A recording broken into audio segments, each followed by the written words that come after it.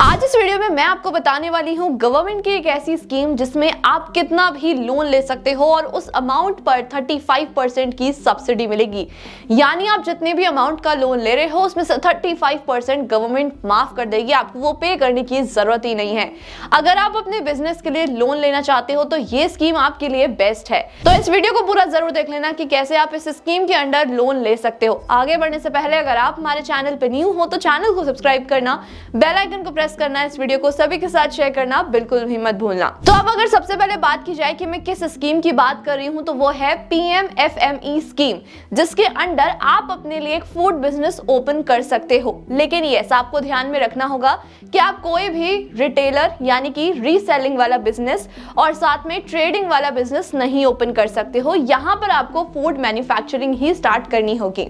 आपके पास एक अच्छा बिजनेस आइडिया होना चाहिए, आप क्या प्रोडक्ट बनाने वाले हो और उसकी पूरी नॉलेज आपके पास होनी चाहिए कि क्या मार्केटिंग होगी, आप कैसे उसकी मार्केटिंग करोगे और साथ में कैसे प्रोडक्ट्स को सेल करोगे। अब अगर बात की जाए तो इसमें काफी सारे बेनिफिट्स दिए जा रहे हैं गवर्नमेंट की तरफ से। 3 पार्ट्स में इसको डिवाइड किया गया है, मैं बताती हूँ। सबसे पहले तो आप इंडिविजुअली लोन ले सकते हो एज एन फर्म, जिसमें आपको 35% तक की सब्सिडी मिलेगी, यानी कि 10 लाख, मैक्सिमम 10 लाख का आपको इसमें माइनस कर दिया जाएगा अमाउंट गवर्नमेंट की तरफ से। अब अगर आप कोई कोऑपरेटिव हो या फिर फार्मिंग से रिलेटेड, एग्रीकल्चर से रिलेटेड कोई ऑर्गेनाइजेशन हो तो इन दैट सिचुएशन आपको फिर भी 35% का डिडक्शन दिया जाएगा, यानी कि 35% की सब्सिडी मिलेगी गवर्नमेंट की तरफ से ही। और इसमें मैक्सिमम अमाउंट 10 लाख ही है जैसे इंडिविजुअल है। अब अगर बात की जाए थर्ड कैटेगरी की तो आप इसमें कॉमन इंफ्रास्ट्रक्चर में भी लोन ले सकते हो, जिसमें आपको 35% का ही सब्सिडी मिलेगा। लेकिन यहाँ पर जो आपका अमाउंट है, मैक्सिमम अमाउंट, वो 3 करोड़ हो जाता है। तो 3 करोड़ तक आपका सब्सिडी अमाउंट से माइनस किया जा सकता है।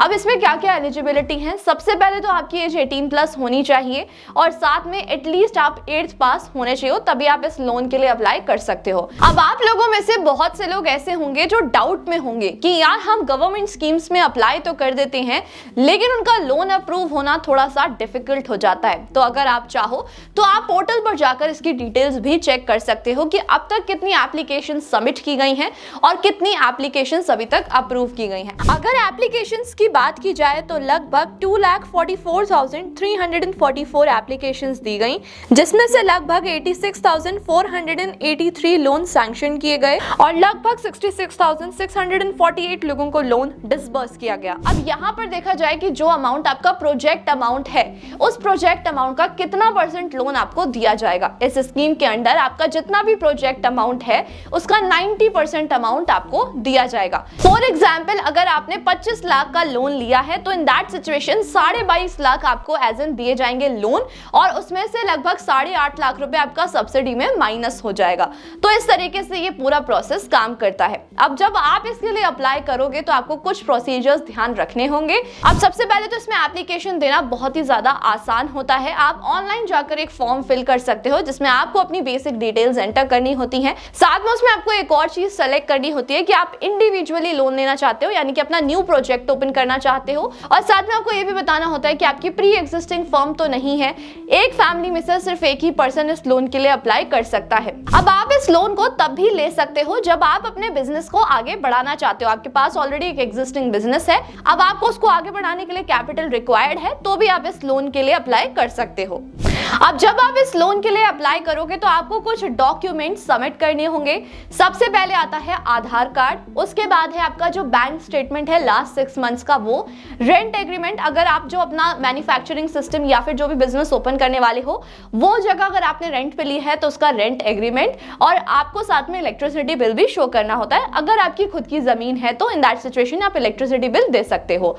और साथ में अगर बात की जाए और भी डॉक्यूमेंट्स की और क्या प्रोसीजर रहता है तो वो समझते हैं। अब ये लोन जो है आपको हेल्प करेगा मार्केटिंग में, प्लांटिंग में, और साथ में अगर आप मैन्युफैक्चरिंग स्टार्ट करना चाहते हो तो उसमें भी, और सारी चीजें आप इसी अमाउंट के अकॉर्डिंग प्लान कर सकते हो। अब जब आप इसके लिए एक एप्लीकेशन सबमिट करोगे तो इन दैट सिचुएशन आपको एक प्रोजेक्ट रिपोर्ट भी बनाना होगा। प्रोजेक्ट रिपोर्ट में आप ये बताते हो कि आपका मार्केटिंग स्ट्रैटेजीज क्या रहने वाली हैं, क्या प्रोडक्ट आप मैन्युफैक्चर करोगे, साथ में आप उसे कैसे सेल करोगे, कहां पर आप अपनी मैन्युफैक्चरिंग सिस्टम स्टार्ट करने वाले हो। ये सारी प्रोजेक्ट रिपोर्ट आपको बनानी पड़ती है और इसे सबमिट करना पड़ता है। अब प्रोजेक्ट रिपोर्ट आपको बहुत ही ध्यान से बनानी चाहिए क्योंकि ये सबसे इंपॉर्टेंट रोल प्ले करता है आपका लोन अप्रूवल में। अब जब आप सारे डॉक्यूमेंट सबमिट कर देते हो तो बैंक वालों की तरफ से भी कुछ पूछताछ की जाती है, जिसके लिए आपके पास एक अच्छी नॉलेज होनी चाहिए अपने बिजनेस के बारे में कि आप क्या स्टार्ट करने वाले हो, साथ में आप क्या मैन्युफैक्चर करने वाले हो। ये सारी नॉलेज आपके पास होनी चाहिए। ये भी बहुत बड़ा इंपॉर्टेंट रोल प्ले करता है आपके लोन अप्रूवल में। अब इसके सारे 5 स्टेप्स देख लेते हैं कि कैसे आपका पूरा प्रोसीजर काम करेगा और आपका लोन कैसे अप्रूव होगा। सबसे पहले आप पोर्टल पर जाकर, जिसका लिंक आपको हमारे डिस्क्रिप्शन बॉक्स में भी मिल जाएगा, वहां पर जाकर आप लॉगिन कर न्यू रजिस्टर कर सकते हैं। उसके बाद आपकी जितनी भी डिटेल्स हैं वो डीआरपी यानी कि डिस्ट्रिक्ट रिलेटेड पर्सन के पास सेंड करी जाएंगी। उसके बाद वो सारी डिटेल्स को चेक करेगा। तो जब भी आप लॉगिन करो और अपनी डिटेल्स एंटर करो तो बहुत ही ध्यान से और पढ़कर अपनी डिटेल्स को एंटर करिएगा।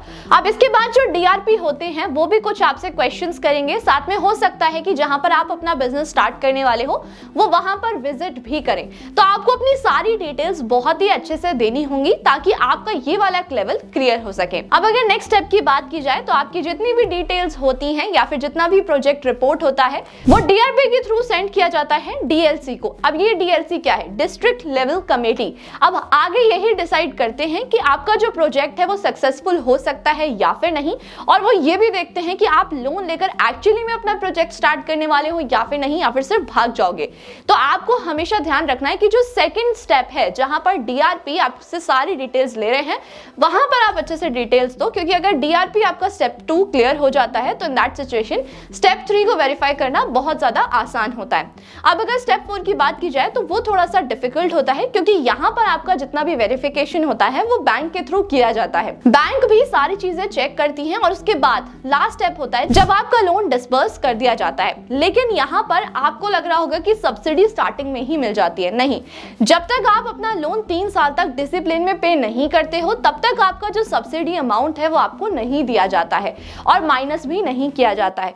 तो जब भी आप लोन ले रहे हो ये चीज हमेशा ध्यान में रखना कि आप अपना अमाउंट 3 साल तक रेगुलरली टाइम पर पे करो ताकि आपको इस चीज का बेनिफिट मिल सके। अब बैंक ऐसा क्यों करती है? बैंक इसीलिए करती है ताकि उसको भी श्योरिटी मिल सके कि हाँ, जो पर्सन हमसे लोन ले रहा है वो पे भी कर पाएगा या फिर डिफॉल्ट करने के चांसेस अब नहीं है। तो इन दैट सिचुएशन आपको 35% तक का सब्सिडी मिलता है। अब आपके माइंड में एक क्वेश्चन ये भी आया होगा कि क्या इसमें सिविल स्कोर भी मैटर करता है? बिल्कुल करता है। तो जब भी आप लोन के लिए अप्लाई करो तो एक बार सिविल स्कोर भी जरूर चेक कर लीजिएगा। बहुत सारे एप्लीकेशंस अवेलेबल हैं जहां पर आप अपना सिविल स्कोर चेक कर सकते हो। अगर आपको ऐसा लगता है कि सिविल स्कोर कम है तो आपको अपने डॉक्यूमेंटेशंस पर और भी ज्यादा ध्यान देना चाहिए। आई होप आपको इस लोन को लेकर एक अच्छी क्लैरिटी मिल गई होगी और आप अपना बिजनेस जल्द ही स्टार्ट करोगे। स्टिल कोई भी कंफ्यूजन है कमेंट करके पूछ सकते हो। इस वीडियो को जितना हो सके उतना शेयर कर देना ताकि हर कोई अपना बिजनेस स्टार्ट कर सके। और जैसे कि हम सब जानते हैं कि फूड इंडस्ट्री आगे आने वाले टाइम में और भी ज्यादा इंक्रीज होगी। कोई भी बिजनेस बंद हो जाए लेकिन फूड बिजनेस कभी भी बंद नहीं हो सकता है। तो अगर आप अपना बिजनेस स्टार्ट करना चाहते हो तो आप ये लोन लेकर स्टार्ट कर सकते हो। और इस वीडियो को जितना हो सके उतना शेयर कर देना ताकि हर कोई इस स्कीम का फायदा उठाए और अपने लिए एक बिजनेस स्टार्ट करे। और ऐसी इंफॉर्मेटिव वीडियोस को देखने के लिए हमारे चैनल को सब्सक्राइब करना, बेल आइकन को प्रेस करना बिल्कुल भी मत भूलना। Thank you so much.